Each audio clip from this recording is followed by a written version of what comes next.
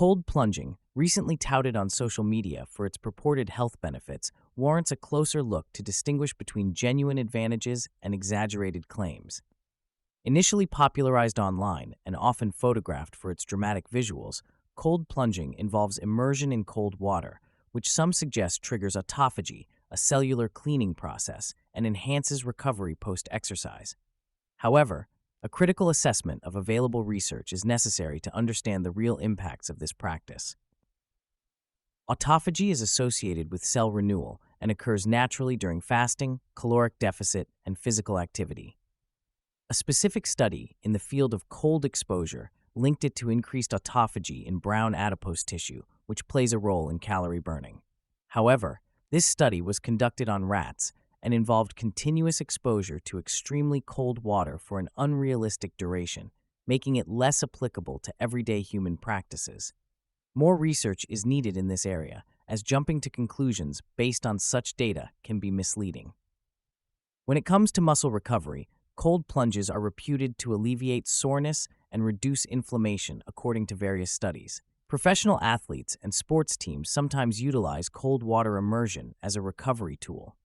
Subjective improvements in soreness and a decreased perception of exertion have been consistently reported, although the actual biological mechanisms remain undetermined.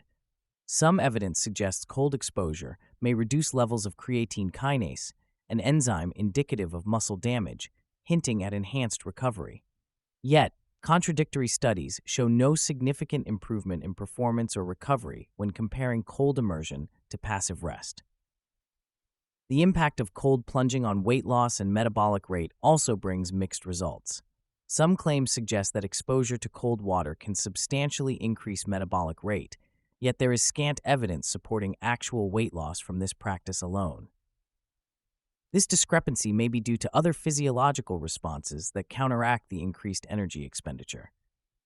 Moreover, while brown adipose tissue, known for burning calories as heat, is activated by cold exposure, individual responses can vary significantly, suggesting genetic factors play a role. Additionally, intriguing findings relate cold exposure to improved glycemic control. Studies note decreases in insulin levels and enhancements in insulin sensitivity following regular cold exposure. These effects suggest potential benefits in managing blood sugar levels, though the underlying mechanisms are still under investigation. In conclusion, while cold plunging can offer some benefits, particularly in terms of recovery and possibly glucose metabolism, the extent of these effects and their application in daily life remain uncertain. Claims regarding autophagy acceleration and significant weight loss lack robust scientific backing and should be approached with skepticism. Individuals interested in incorporating cold plunging into their wellness routines should weigh the subjective benefits they experience against the current body of scientific evidence and consider their health profiles to make informed decisions. As research evolves, it may offer clearer insights into when and how cold plunging could be most beneficial.